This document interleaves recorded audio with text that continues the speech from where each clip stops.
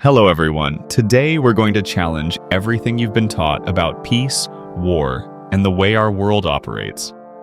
Picture a moment. You're sitting in a classroom at 16, the map of Europe in front of you. A teacher tells you, the First World War began in 1914 when a Serbian nationalist assassinated Archduke Franz Ferdinand of Austria.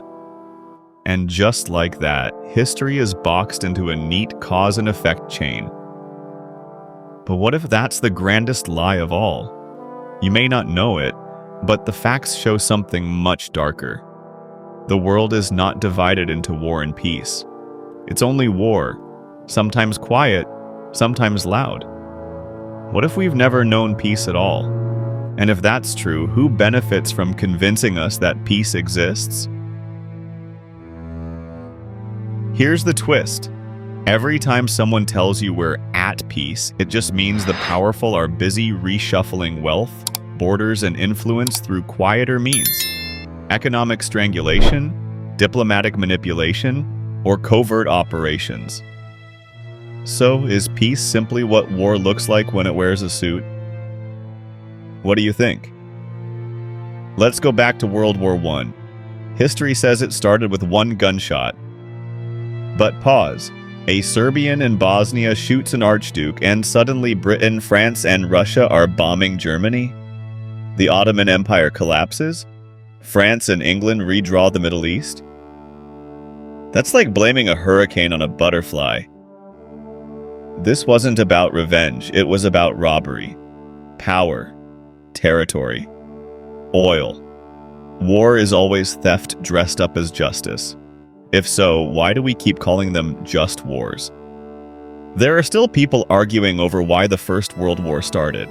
But no one asks, why did every European empire spend 30 years building weapons for a war they never wanted?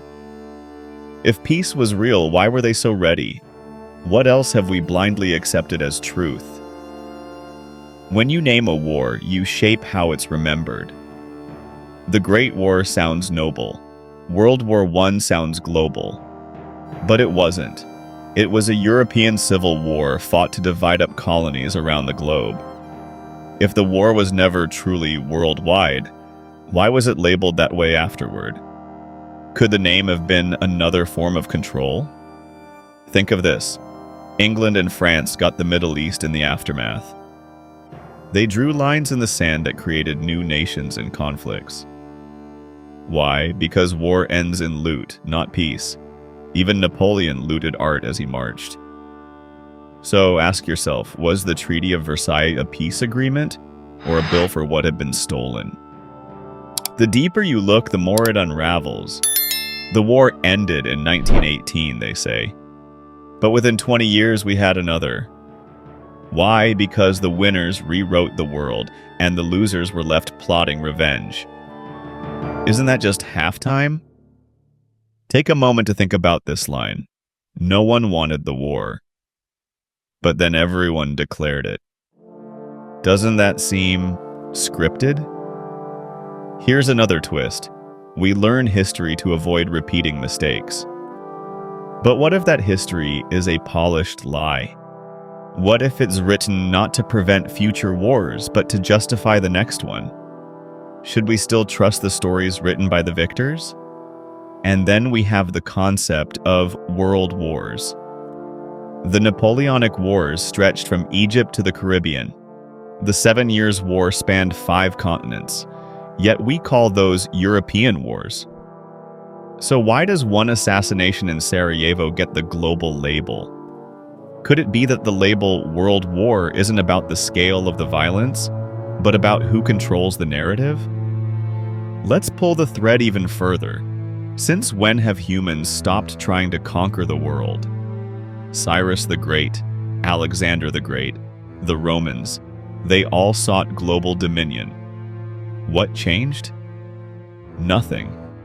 Only now the world is bigger, and the tools of conquest are digital, financial, and nuclear. If conquest never ended, why do we still teach that it did? In the 19th century, with steamships and railroads, for the first time, it was possible to dominate the whole planet. Suddenly, the dream of world conquest wasn't fantasy, it was logistics.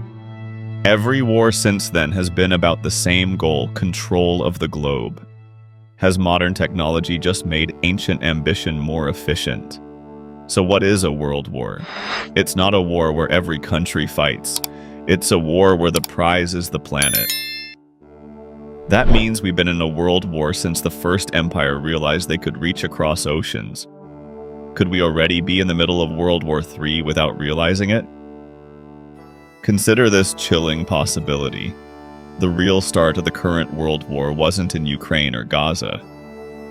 Maybe it began in 1492, the year Europe discovered that the rest of the world could be conquered. From then on, it was just phases of one continuous war for dominance. Are we living through the end of that war or just another chapter? In summary, the First World War didn't begin in 1914. It began the moment Europe industrialized ambition. And it didn't end in 1918. It just shifted forms. The war for the world is permanent. The battlefield just moves. So what part are we playing right now, and are we even aware we're soldiers? There's a map you've never been shown. Not in your school books, not in your news feeds. It's the real blueprint of global power. Imagine looking down at the Earth, not seeing borders or flags, but seeing sources, populations, and geographic choke points. That's how empires plan wars. And according to one of the most chilling geopolitical theories ever written, the entire future of the world hinges on a single region: Eastern Europe. Here's the twist. The person who created this theory wasn't a madman or a dictator. He was a British geographer, Sir Halford Mackinder. In 1904, he published an idea that has shaped every major war since, and you've probably never heard his name. He said, "Who controls Eastern Europe controls the heartland. Who controls the heartland controls the world island. Who controls the world island controls the world." Sound like something from The Lord of the Rings? It may as well be. Except it's real. And it explains why every major empire has fought over the same cold strip of land: Ukraine, Poland, and Belarus. Now think about this. Why is Ukraine, a country that didn't even exist in the 1700s, the site of the biggest global conflict in decades? Because according to this theory, it's the gateway to the heartland, a massive stretch of land in central Eurasia, rich in resources, but poor in population. Whoever controls it doesn't just hold power, they hold survival. Why do you think Russia guards it so viciously? Why do you think NATO keeps creeping closer? Maps don't lie. All the major invasions of Russia, Napoleon, Hitler, came through the same wide plain, the North European plain. No mountains, no barriers. Just a 2,000-kilometer flat expanse from France to Moscow. It's the easiest way to invade or be invaded. Geography becomes destiny. If you were Russia, wouldn't you want to control that space? Let's flip back a few centuries. In the 1700s, Ukraine wasn't a country. It was a contested borderland, sliced and diced by Austria, the Ottoman Empire, and Tsarist Russia. Then Poland got devoured. Then came Napoleon, who pushed east. Then World War I. Then Stalin. Every single time, Eastern Europe has been the prize, the buffer, the sacrificial ground. So when we ask why Ukraine, the better question is, hasn't it always been Ukraine?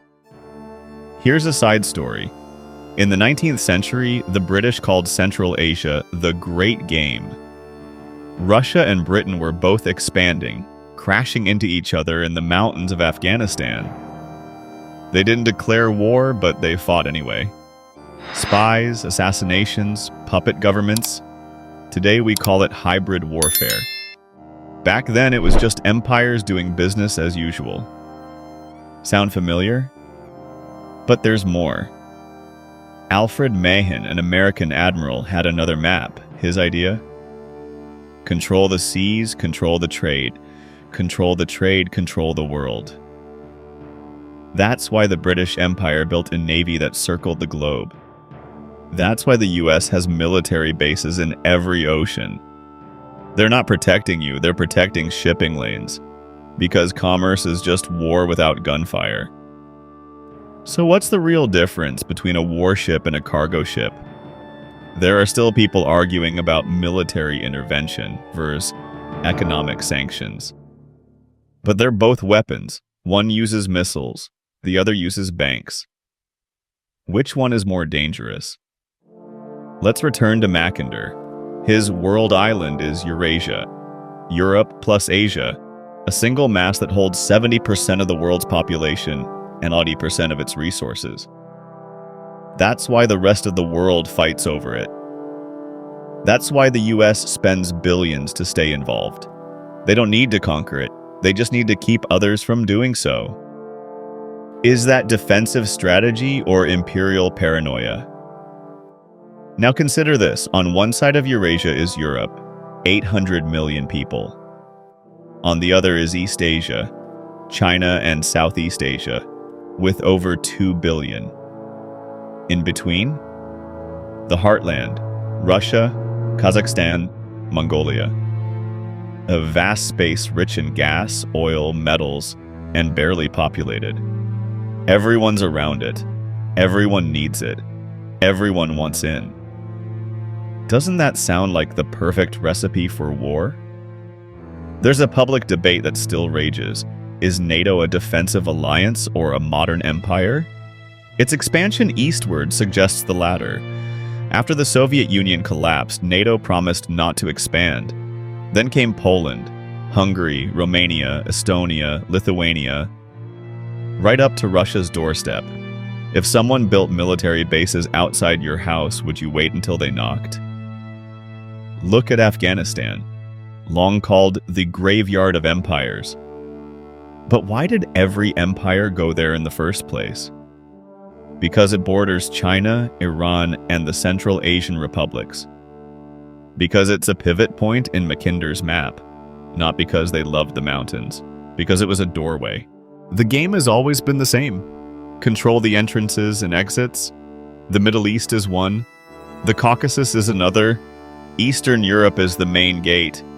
Every war is just a move on this chessboard, and now with modern tech, satellites, and cyber warfare, we can play the same old game faster, deadlier, and cheaper. Here's the hidden truth. The fall of the Soviet Union didn't bring peace. It opened the gates for a feeding frenzy. The US, Europe, and private corporations swarmed into Central Asia to snatch oil, gas, and influence. The new countries were broke and eager. The vultures came with contracts, not cannons. So was the Cold War really cold, or just a warm-up? By the 2000s, Putin took power. The West thought Russia was finished, but Russia remembered something the West didn't. Geography never dies, it just waits. And now Russia wants its buffer back. The problem? That buffer is filled with people who don't want Russia back. That's the war. Not good versus evil, but old maps versus new borders. So what's the next move on the board? If the goal is to control Eurasia, then the next flashpoints are already visible. Georgia, the Baltics, Kazakhstan, and above all, Taiwan.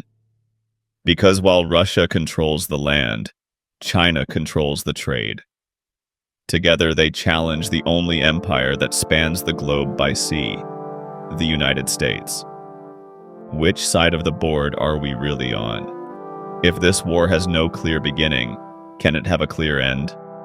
Or are we living in the long middle of an invisible world war that began centuries ago and will never stop until one power holds the entire board? Here's something most history classes skip. The story of the United States is the story of an island that couldn't stay put. Imagine a coastal strip in 1783, just a sliver along the Atlantic.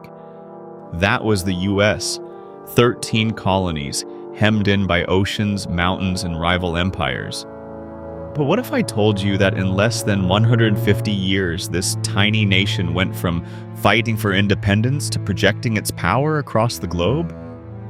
The twist? It never stopped acting like it was surrounded, even as it conquered continent after continent. First came Florida, then Louisiana from Napoleon, then Texas. Then, in a single war with Mexico, it seized half of another country. Manifest destiny, they called it. The belief that white Anglo-Saxon Americans were chosen by God to rule the continent. But what happens when you reach the Pacific and there's nowhere left to go? You look across the ocean, and there begins the imperial leap. Hawaii, once an independent kingdom, was taken in 1898. The same year, a mysterious explosion in Havana Harbor gave the U.S. its excuse to declare war on Spain. The result? Cuba, Puerto Rico, Guam, and the Philippines were liberated, then occupied. Sound familiar? Justified war. Benevolent empire.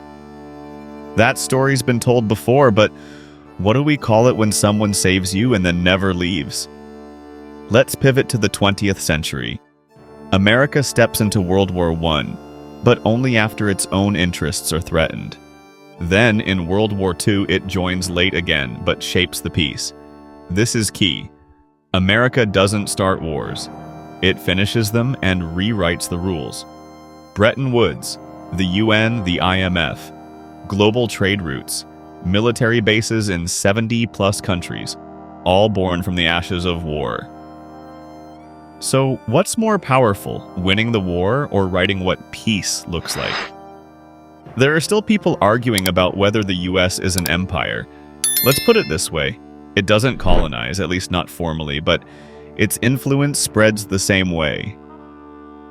Political alignment, economic dependence, military aid. It's empire by subscription.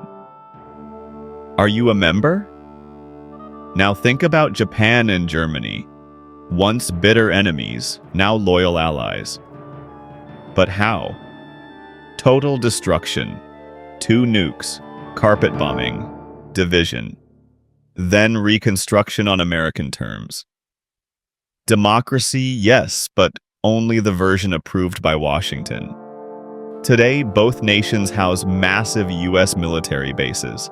Some might say they've never fully left the post-war occupation. Is peace possible when the soldiers never go home?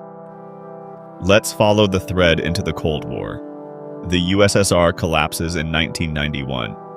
Within months, US oil companies are carving up the Caspian Sea, signing contracts in Kazakhstan, Azerbaijan, and Turkmenistan.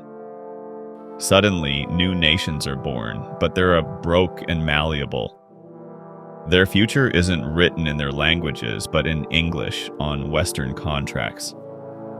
So, did the Cold War end, or did the battlefield just change? Here's a quirky anecdote. Kosovo, once part of Serbia, now a self-declared state. The US supports its independence, even though half the world doesn't recognize it. Its president, accused of war crimes. Its government, a narco state. But they host American military bases. That's what matters. Now compare that to Crimea, voted to join Russia after Ukraine's 2000 revolution. The West calls it an illegal annexation. 2 breakaways, 2 sets of rules. Why? Because the rule isn't law, it's loyalty. The pattern repeats. Afghanistan, Iraq, Libya, Syria. Always the same formula. Regime change wrapped in human rights. Bombings justified by WMDs that don't exist. Puppet governments installed. Resources secured. The public debate? Still stuck on, did we go in for the right reasons? When the better question is, why do we keep going in? Let's talk geography again. The US isn't on Eurasia, it's far away. To play the game, it needs launch pads. Germany in the west, Japan in the east. From there, it surrounds Eurasia's perimeter, the Middle East, the Caucasus, Southeast Asia.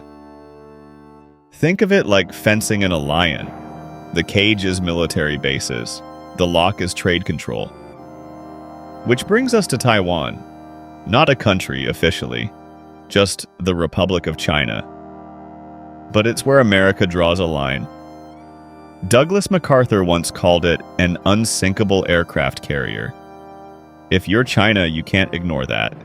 You can't let an American fortress sit 118 degrees off your coast. Especially not when your economic lifeblood, exports, sails past it daily. So, is Taiwan about democracy or geography? There's a second twist. While the world watches Taiwan, China builds railroads through Myanmar and canals in Thailand to bypass the Strait of Malacca, America's chokehold. It's also building artificial islands in the South China Sea, claiming ocean territory the size of a small continent. It's not about land, it's about lanes. Whoever controls the trade lanes controls the pulse of the world. So what happens when China wants to write the rules? And then there's Russia, China's uneasy ally. Together they challenge America's dominance, not just in arms, but in influence. The world is becoming tripolar, the US, China, and Russia, each trying to shape blocks of loyalty. The EU, ASEAN, BRICS, the Gulf states, everyone's picking a side or trying not to. But what about us? Latin America, Africa, the global south. We're the afterthought, the Palooza, the fluff. And yet, in our fluff lies leverage. We're the swing votes in this game, the raw materials, the emerging markets, the untapped votes in the UN. They ignore us until they need us. Maybe it's time to stop being the forgotten and start being the deciders. There's still time to ask the real question. If the US reached across oceans, if China stretches across continents, if Russia guards the heart of the earth, then what exactly is World War III?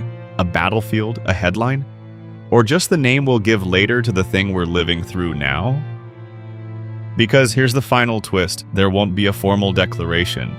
No trumpet, no ribbon cutting. The war already began, it just hasn't been named yet. Let's slow down for a moment.